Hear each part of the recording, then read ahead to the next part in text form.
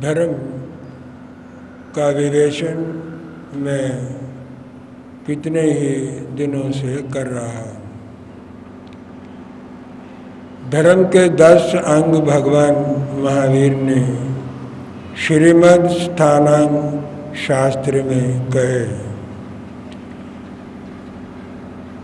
धर्म का जो चौथा अंग है वह है नम्रता। जो व्यक्ति नम्र है, विनीत है, उसी व्यक्ति के जीवन में धर्म प्रतिष्ठित होता है और वे धर्म का पालन और आराधन कर सकता है।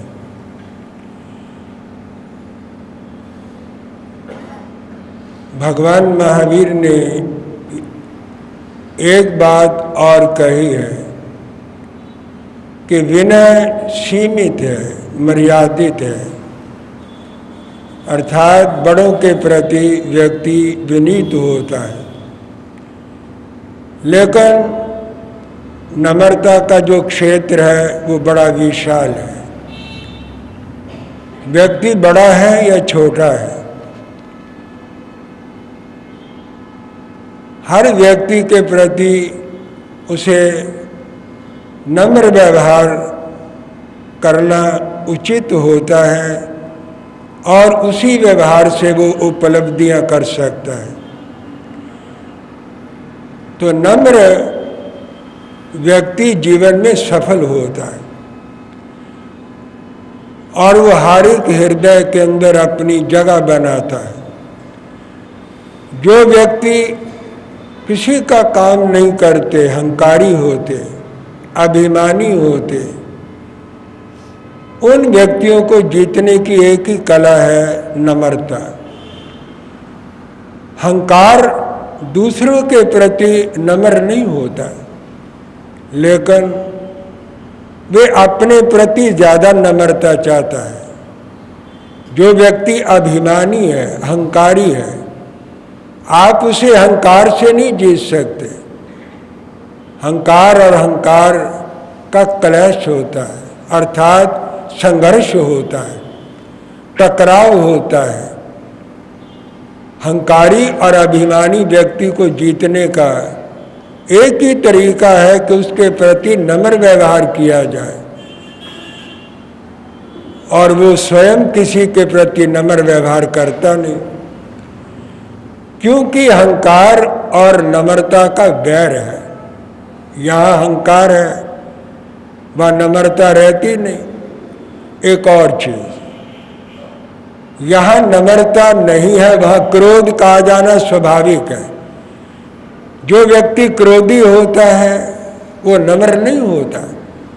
अगर आगे पीछे वो नम्र भी होगा तो जब क्रोध आएगा कठोर हो जाएगा, क्रूर हो जाएगा, उग्र हो जाएगा और वो उग्र व्यवहार करेगा, कठोर व्यवहार करेगा, कठोर वचन बोलेगा। तो नम्रता यहाँ पर रहती है, दो दुर्गुण नहीं रहते। क्रोध नहीं रहता, अहंकार नहीं रहता। जब क्रोध और अहंकार आता है, नम्रता नहीं रहती। भगवान महावीर ने नम्रता को धर्म लेशा में रखा है। लेशाएं 2 हैं। आप कहेंगे लेशा क्या होती है? ये जैन शास्त्रों का अपना एक पारिभाषिक शब्द है, लेशा, अर्थात थॉट, भाव, विचार। आपके मन के अंदर जो भाव उठते हैं वो 2 प्रकार के होते हैं, एक अच्छे होते, एक बुरे होते। अच्छे विचारों को धर्मलेशा कहा गया है और बुरे विचारों को अधर्मलेशा में रखा गया है। तो नम्रता का समावेश धर्मलेशा में है और जो क्रोध और अहंकार है ये अधर्मलेशा में आते। लेशा कर्म बंधन का कारण है। कर्मों का जो बंधन होता है लेशा से होता है और कषाय से होता है। अगर आपके मन में कषाय नहीं है और लेशा आपकी अशुभ नहीं है, तो आप कोई भी काम करें, कोई क्रिया करें, कोई व्यवहार करें, उससे कर्म बंधन नहीं होगा, केवल कर्म होगा, बंधन नहीं होगा। लेकिन अगर लेशा खराब है, आपके मन में कषाय है और आप कोई भी काम करेंगे वो कर्म बंधन का कारण हो जाएगा। इसलिए नम्रता में कर्म बंधन नहीं होता। क्रोध में, अहंकार में कर्म बंधन व्यक्ति करता रहता है। यही बात गीता ने कही है। गीता ने और ढंग से इसकी व्याख्या की है। उसने दो संपदाएं कही है। एक संपदा है आसुरी संपदा, एक है दैवी संपदा। नम्रता को दैवी संपदा में रखा गया है और क्रोध को, अभिमान को आसुरी संपदा में उन्होंने स्थान दिया है। गीता के मौलिक श्लोक है,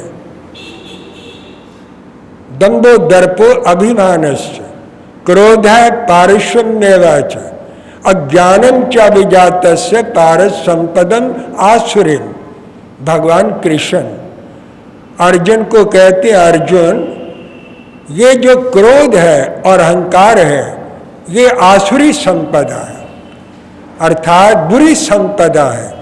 इससे व्यक्ति पाप करता है, बुरे कर्म करता है और बुरे कर्म करके बुरा बनता है और दुर्गति में जाता है, बुरी गतियों के अंदर जाता है। दंभो दर्पो अभिमानश्च क्रोधः पारुष्यमेवच, ये 5 दुर्गुण हैं। दंभ, दर्प, अभिमान, क्रोध और कठोरता, ये ऐसे दुर्गुण हैं। और अज्ञान, ये दुर्गुण व्यक्ति में आसुरी संपदा को उत्पन्न करते हैं और ऐसा व्यक्ति मर करके नीच गति में, नीच योनियों में और पामर योनियों के अंदर जाकर के जन्म लेता है। और नम्रता दैवी संपदा है। अहिंसा, सत्यम, क्रोध, त्याग, शांतिर्पैशनम, दया भूतेषु लोलुत्वम, मार्दवम हरिर चापलम। इन सब गुणों के अंदर मार्दवम, मृदुता, कोमलता, नम्रता, विनय, ये माइल्डनेस, ये जो गुण है ये दैवी संपदा में आते। तो मैंने आपको बताया ये जो धर्म का चौथा अंग है जिसे मैं नम्रता कह रहा हूं, ये गीता की भाषा के अंदर ये दैवी संपदा के अंदर इसका स्थान है। अर्थात जिस व्यक्ति में नम्रता रहती है वो मनुष्य के रूप में देवता होता है और दैवी कर्म करता है, दिव्य कर्म करता है, श्रेष्ठ कर्म करता है और श्रेष्ठ कर्म करके और वो श्रेष्ठ गतियों में और दिव्य गतियों के अंदर जाकर के जन्म लेता है। तो इस लोक में भी नम्रता की जरूरत है। ये मैं 2 प्रवचनों में पहले समझा चुका हूं। और इस जीवन के उपरांत भी नम्रता जीवन के साथ जाती है और अगले जन्म के अंदर उसे दिव्य गतियों की प्राप्ति करने में उसकी मदद करती है। इसके बारे में कुछ बातें और समझने की जरूरत है। व्यक्ति विनीत बनकर गुरु से ज्ञान ले लेता, गुरु विनीत को ज्ञान दे दे, क्योंकि विनीत व्यक्ति क्रोध को, अभिमान को जीतकर गुरु की भक्ति करता है, सेवा करता है, शुश्रूषा करता है और सेवा शुश्रूषा करके इस प्रकार ज्ञान को प्राप्त कर लेता है जैसे व्यक्ति धरती का खनन कर करके और उसकी बोरिंग कर करके और उसकी खुदाई कर करके पानी के पास पहुंच जाता है। जैसे कुदाल के द्वारा या किसी साधन से धरती का खनन करके व्यक्ति पानी तक पहुंच जाता है, इस तरह गुरु की सेवा शुश्रूषा करके व्यक्ति प्रसन्न करके गुरु का ज्ञान अर्जित कर लेता है और गुरु उसे ज्ञान दे देता है। लेकिन ज्ञान का अभिमान हो जाता। भगवान महावीर ने 8 प्रकार के मद कहे हैं। 8 प्रकार के मदों में एक श्रुत मद है। श्रुत क्या है? ज्ञान। 5 ज्ञान है, मति ज्ञान, श्रुत ज्ञान, अवधि ज्ञान, मन परज्ञ ज्ञान, केवल ज्ञान। केवल ज्ञान की भूमिका श्रुत ज्ञान है। मति ज्ञान तो सबके पास है। जो लोग दुर्बुद्धि हैं, गलत मति रखते हैं, दुष्ट लोग हैं, दुर्जन हैं, मति तो उनके पास भी है। वो जितने गलत काम करते हैं बुद्धि से ही करते हैं, लेकिन उनके पास शुद्ध नहीं है। अगर शुद्ध है तो सम्मत श्रुत नहीं है। जब सम्मत श्रुत आता है तो मति ठीक होती, बुद्धि ठीक होती है और वो बुद्धि ठीक काम करती है। तो इसलिए भगवान महावीर ने कहा मति ज्ञान होने के बाद भी अगर शुद्ध ज्ञान हो और सम्यक श्रुत हो, सम्यक विचार हो, सम्यक दर्शन हो, तब जाकर के व्यक्ति की मति सम्यक होती है और वो सम्यक काम करती है, सम्यक विचार लेती है, ठीक निर्णय लेती है और ठीक निर्णय लेकर के ठीक दिशा में प्रयत्न करती है, पुरुषार्थ करती है और ठीक कर्म करने में प्रवृत्त होती है। नहीं तो मति क्या है? मति तो दुष्ट व्यक्ति के पास भी है, असज्जन के पास भी है। जो लोग पापी हैं उनके पास भी मति होती है।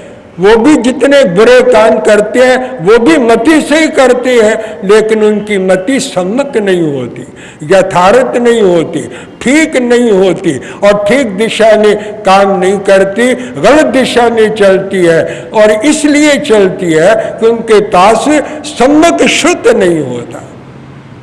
तो ये जो श्रुत है ये मोक्ष का, निर्वाण का और केवल ज्ञान का ये मूलाधार है, ये फाउंडेशन है, ये स्टेपिंग स्टोन है।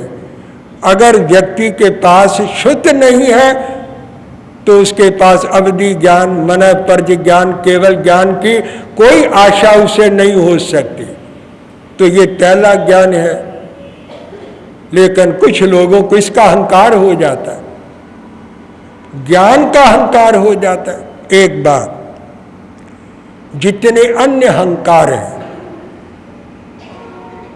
जाति का है, कुल का है, बल का है, रूप का है, ऐश्वर्य का है, तप का है, लाभ का है, ये जितने अहंकार हैं, ये जितने मद है, ज्ञान होने के बाद ये सारे मद चले जाते। अगर अंधेरा है, दिया जला दिया, अंधेरा चला गया, अंधेरा नष्ट हो गया। लेकिन दिए के तले जो अंधेरा होता है उसको दिया भी दूर नहीं करता। दिया सारे अंधेरे को दूर कर देता है, लेकिन दिए के तले जो अंधेरा रहता है उसको दिया भी दूर नहीं कर सकता है। सारे अहंकार ज्ञान होने के बाद खत्म हो जाते। लेकिन बड़े आश्चर्य की बात है, अचंभे की बात है कि व्यक्ति को ज्ञान का ही अहंकार हो जाता है। मैं ज्ञानी हूं, मैं वक्ता हूं, मैं विद्वान हूं, मैं शास्त्रों का ज्ञाता हूं, मैं पढ़ा सकता हूं, मैं सुना सकता हूं। ये तो अहंकार हो गया। तो शास्त्र ने कहा अन्य अहंकार ज्ञान होने के बाद नष्ट हो जाते हैं, लेकिन ज्ञान का अहंकार अगर व्यक्ति को हो जाए, इसको नष्ट करने का कोई उपाय नहीं है। ये खतरनाक है। तो बिना करके ज्ञान ले लिया।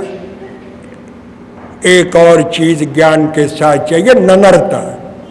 मद्दव कर्णं नानम, ज्ञान मृदुता देने वाला है, नम्र करने वाला है। जब ज्ञान के साथ नम्रता आ जाए तो ये मणि कांचन संजोग है, हीरा अलग पड़ा है, उसकी कोई कीमत नहीं है, अलग पड़ा है, हीरा है, मूल्यवान है। लेकिन जब वो अंगूठी के अंदर जड़ा जाता है तो हीरे की शोभा और बढ़ जाती। मणि कांचन संजोग इसे ही कहते हैं। सोने के आभूषण में जब हीरा जड़ा जाता है उसका मूल्य बढ़ जाता है, शोभा बढ़ जाती है। हीरा अलग पड़ा हो इतना शोभा नहीं देता, लेकिन अंगूठी के अंदर जो हीरा जड़ा जाता है उसका मूल्य और ज्यादा बन जाता है।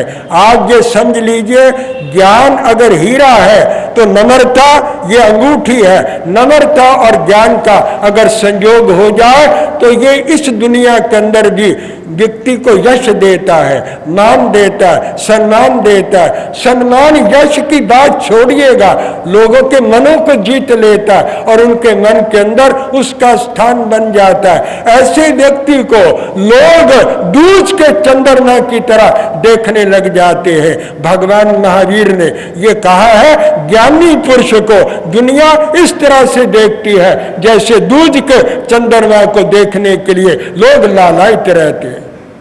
लेकिन वो तब ज्ञानी होगा अगर नम्रता के साथ उसका संबंध होगा। अगर उसके साथ अहंकार आ गया तो ज्ञान खत्म हो गया और वो ज्ञान उसका अपना कल्याण नहीं कर सकता। अब भी मना पर्ज केवल ज्ञान की कोई आशा ऐसे ज्ञानी पुरुष को नहीं होती जिसके साथ नम्रता नहीं होती। मद्दव कर्णंगनानंग, ज्ञान आए तो नम्रता भी आनी चाहिए। नम्रता बहुत जरूरी चीज है। व्यक्ति दुनिया को ज्ञान से नहीं जीत सकता, क्योंकि ज्ञान और लोगों के पास भी होता है। शास्त्रज्ञ बहुत है, ज्ञानी दुनिया में बहुत है, विद्वान दुनिया के अंदर बहुत है, लेकिन आप खोजने जाएंगे तो आपको नम्र व्यक्ति दुनिया के अंदर बहुत कम मिलेंगे। वह अपनी प्रशंसा आप ही करने लग जाते। हमने इतने शास्त्र पढ़े हैं, हम इतने शास्त्र जानते हैं, इसका मतलब उनके अंदर अहंकार रहता है, उसका प्रदर्शन रहता है। नहीं तो ज्ञानी बोलता ही नहीं, चुप ही रहता है, शांति रहता है। केवल समय के ऊपर वो बोलता है, समझाने के लिए बोलता है, ज्ञान देने के लिए बोलता है। एक बात समझा रहा है, मैं बहुत विहार करता करता ये जीवन का एक संस्मरण दे रहा, प्रेरक भी है। व्यर्थ की बात मैं कभी नहीं करता, बात वो किया करता हूं जो प्रेरक भी है, उपदेशप्रद भी है और आपके लिए शिक्षाप्रद भी है, और जिसके अंतरंग के अंदर कुछ तत्व भी है। मैं भ्रमण करता करता कसौली पहुंच गया था। एक चित्रकार मेरे संपर्क में आ गए, भक्ति बन गई, प्यार बन गया, प्रेम बन गया। चित्रकार था, एक दिन मेरे पास आया, बड़ा सुंदर चित्र लेकर बोला, मैं आपको और कुछ नहीं दे सकता, मैं चित्र बनाता हूं, ये मैं आपके लिए चित्र बना के लाया। मेरा चित्र नहीं था, उसने एक रूपक को उसके अंदर दिखाया था, सरोवर बनाया था, सरोवर के अंदर उसने कमल बनाया था, कमल के ऊपर उसने 3 भौरे दिखाए थे, फूल के ऊपर, एक ऊपर मंडरा रहा है, एक पत्तियों पंखड़ियों के ऊपर बैठा है, एक भौरा ऐसा है जो पंखड़ियां खोल करके मधु कोश में चला गया। एक ही वाक्य उर्दू में उसने उसके ऊपर लिखा था कि जो नारा जन है वो सब बेखबर है, वो चुप है जिन्हें कुछ खबर हो गई है। एक ऊपर मंडरा रहा है, मंडरा भी रहा है, पूजन भी कर रहा है, शब्द भी कर रहा है, बोल भी रहा है। एक पंखड़ियों पर बैठा है, उसके अंदर पूजन नहीं है, उसके अंदर स्पंदन है। और एक मधु कोश में चला गया, चुप है, खामोश है, कोई प्रदर्शन नहीं, कोई दिखावा नहीं, वो मधु पी रहा है और आनंद में बैठा है। ज्ञानी ऐसे होते, नम्र व्यक्ति ऐसे होते हैं, शांत, आत्मनिष्ठ, अपने स्वरूप में अवस्थित। जो व्यक्ति इस प्रकार अपनी आत्मा के स्वरूप के अंदर अवस्थित हो जाते हैं, वो उस भौरे की तरह है जो उस कमल के अंदर जो पराग है, उस पराग के कोश को जो पीने लग गए हैं, आस्वादन करने लग गए हैं और शांत हो गए हैं। तो जो कूज रहा है वो मधु से बहुत दूर है, जो पंखड़ियों पर बैठा है वो भी मधु कोश से दूर है, और जो मधु पी रहा है वो चुप है, शांत है, आनंद मगन है, और वो अपने स्वरूप के अंदर अवस्थित है। मैंने आपको इस रूपक से समझाने का प्रयत्न किया। ज्ञानी ज्ञान और नम्रता के साथ अपने स्वरूप के अंदर अवस्थित रहता है, चुप रहता है, शांत रहता है और अपने आनंद के अंदर मगन रहता है। ये बात नहीं दुनिया समझती नहीं। मैं आपको 2 आंखों से देखता हूं, आप तो मुझे हजारों आंखों से देखते हैं। मैं आपको नहीं समझ सकता। मेरे पास 2 आंखें हैं, मैं हजारों आदमियों को 2 आंखों से कैसे समझूंगा, लेकिन जो हजारों आंखें मुझे देखती है वो तो मुझे समझ सकती है कि मैं क्या हूं। तो मैं विश्राम ले रहा हूं। टॉपिक मैंने आपको बता दिया।